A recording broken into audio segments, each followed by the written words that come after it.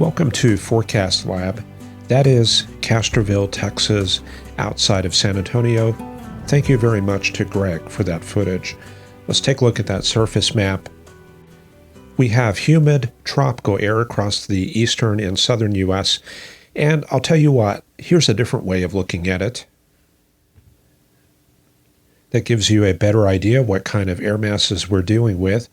There's the very dry, warm interior air going all the way from California into West Texas, and that's signified by the lower dew points. Dew points in the 40s and 50s for the most part. You can see that the drier air is in northern Nevada.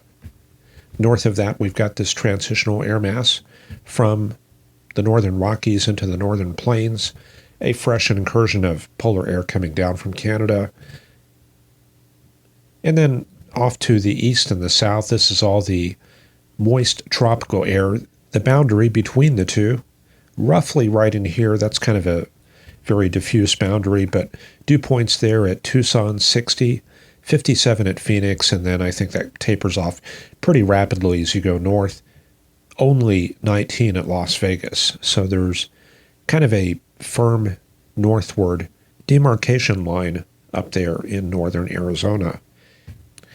Let's take a look out there in the Pacific, and there is some polar air offshore. This is the oceanic, you can say cold current maritime polar air mass that's off the west coast.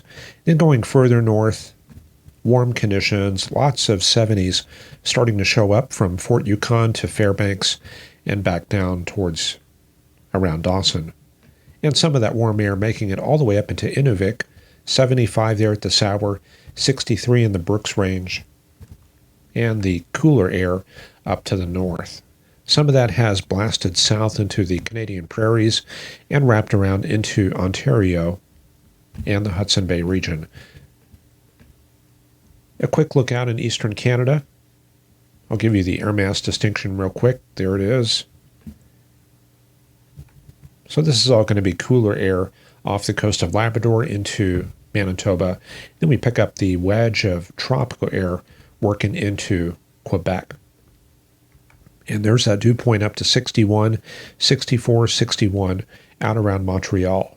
That's helping to support some of this shower and thunderstorm activity up in that area. Then a little bit further south, we get into 90s, 91 at Albany at the Sour, and 93 at Philadelphia. There's a look at the SPC forecast, looking at two areas this afternoon, one around Baltimore, Washington, D.C. Those are going to be mostly air mass storms, probably getting a little bit of upper air support. And then up in the Rapid City area, Black Hills, east of Gillette, Wyoming, a slight risk with a severe thunderstorm watch box across much of that region. In spite of the lack of severe weather, there are numerous storms, especially in the southern U.S. and along that frontal boundary in the St. Lawrence River region and the Great Lakes. And also in the Rockies, that monsoon has definitely brought a lot of moisture into that part of the country, and some of that moisture has worked as far north as Wyoming and Idaho. A couple of radar stops in Louisiana. This is the remains of Invest 95L. This is basically a tropical depression. It's moved up from south of Galveston into the central Louisiana area. You can see a lot of stratiform rain across southern Louisiana, and then the more active convective elements up to the north where we have the heating.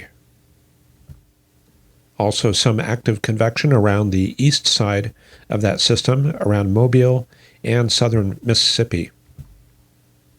Also, numerous storms in Georgia. This is all popcorn air mass storm activity, extending all the way down into Florida. And then further south, we pick up some stronger storms in northern Florida, echo tops upwards of 50,000 feet. And plenty of showers and storms as well in the Carolinas. There's a look at the monsoon activity. Seems like we could really use a radar right there along the New Mexico-Arizona border. Well, what we see right now looks like a lot of showers and storms along the Mogollon Rim. That's a very high range of mountains up to about, I guess, about 7 or 8,000 feet.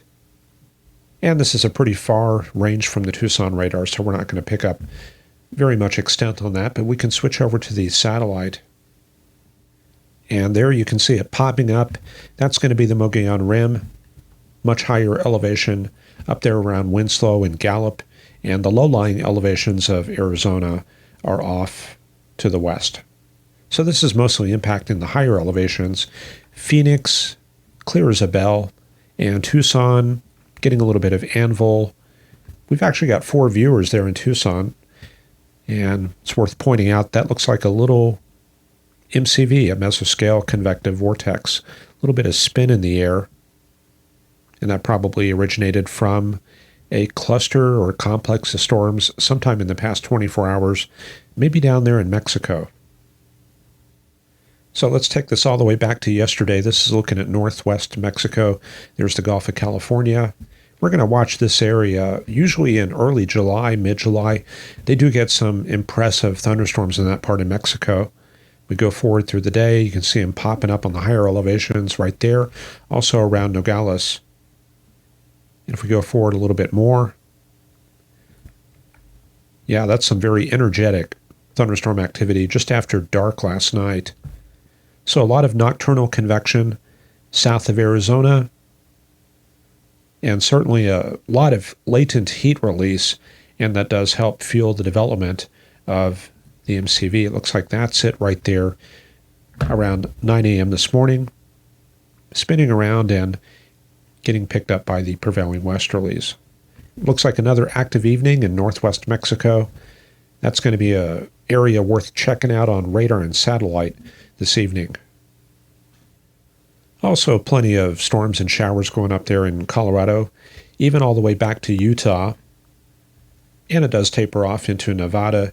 Usually, right around here, we see a dividing line between numerous convective cells and dry desert air. It's pretty rare to get organized storms there in Nevada this time of year. Usually, that's something that we see in late spring or later during the summer.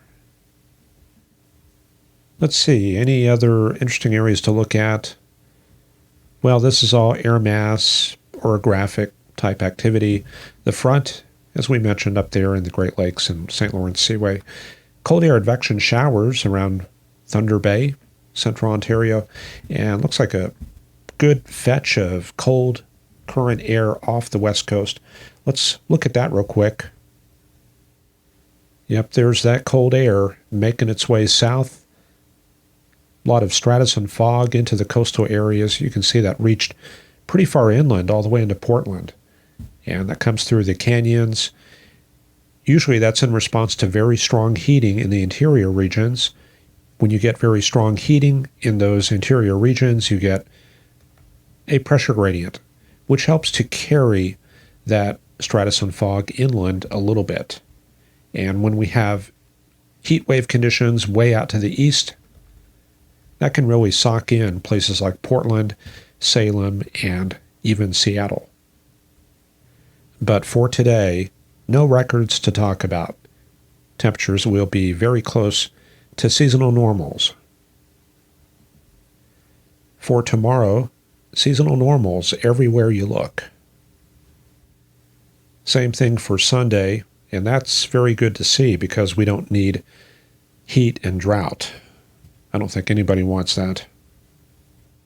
For the 4th of July, it looks like a carbon copy. Then on Tuesday, we see that heat trying to sneak back in, 100 approaching a record at Shreveport. For Wednesday, yep, Texas, of course, coming up above 100 at Waco and Abilene. And for Thursday, I think we're about guaranteed a hot day in the Arklatex region. And of course, this time of year, our eyes turn to the tropics and we start looking for tropical storms, hurricanes. All we've got is Tropical Storm Bonnie heading towards Nicaragua. Looks like that's going to pass over Managua, maybe just south of there. and that'll head into the Pacific and probably become a Pacific hurricane. So we're not going to worry too much about that. 40 knots on that storm.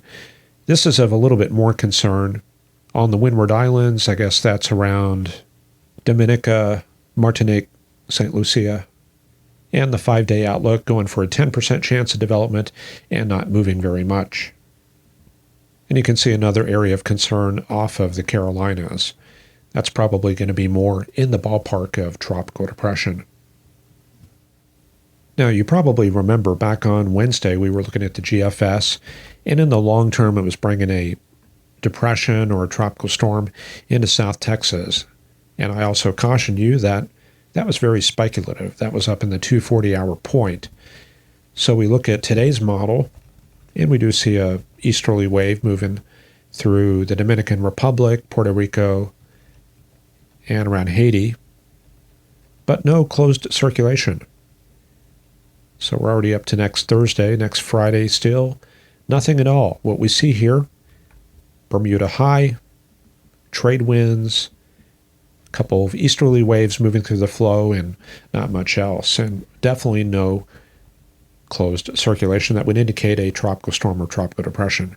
And all the way through the entire run, we don't see anything. The European model, similar situation. So I think we're looking at a quiet 2 weeks coming up here. The one area of concern was off of the Carolinas. I think we're going to have to zoom in for that one. And we start out with a kind of unsettled pattern off the Carolinas. Don't really see a closed circulation. There's enough storm activity there to where something could start developing, but not really seeing that at this point. And that's broken later on in a couple of days by this polar front coming south. But other than that, the weather is dominated by the Bermuda high. So we'll bring that back and just look at the forecast for the rest of the U.S., look for any major developments. So going forward, the Gulf is open in Texas and Louisiana. We see pressure falls in the Rockies, a very strong surface heating working on that area, and that helps to get the monsoon going across the southern border states. In the northeastern U.S., cold wave after cold wave, the perpetual cycle of cold air coming through the Great Lakes into the northeast U.S. And the pattern pretty much unchanged. It does get a little bit more active in the northern plains. Looks like a bit of troughing there on the west coast.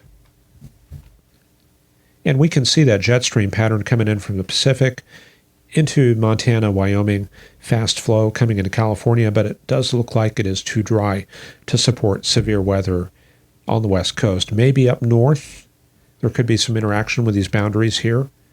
Get some sheared storms going up, maybe see some severe thunderstorm watch boxes. That may be coming up over the weekend. But California looking kind of dry there. Further east, MCS is up closer to that frontal boundary in the Dakotas and Minnesota. But this looks like some very stagnant weather. MCS is through the Corn Belt through much of next week. Maybe a little backdoor front towards Saturday the 9th. But that's about it. It is a quiet pattern heading into the dog days of summer. So I guess we should not be surprised. So that's probably a good place to stop for today. I want to thank our generous supporters, people like Norman Barnett, Shanika Johnson, Chris Kegley, Philip Slack, The Pump Doctor, Three Cedars Homestead, Daniel Yoger. Thank you very much for supporting the program. I do appreciate it. We'll be back here on Monday, and I will let you know I'm trying to start working on some more educational content. So hang tight for that, and maybe we'll start adding some more of that next week. I want to kind of move a little bit, not much, but a little bit away from the news, current weather forecast stuff, and more into educational how-to and that kind of thing. So be patient while we do that, and we'll be back here Monday for the supporters and Wednesday for everybody else. And yes, Monday is 4th of July, but we're going to do the show nevertheless. Hope you have a great weekend. Take care, and we'll see you soon. Bye-bye.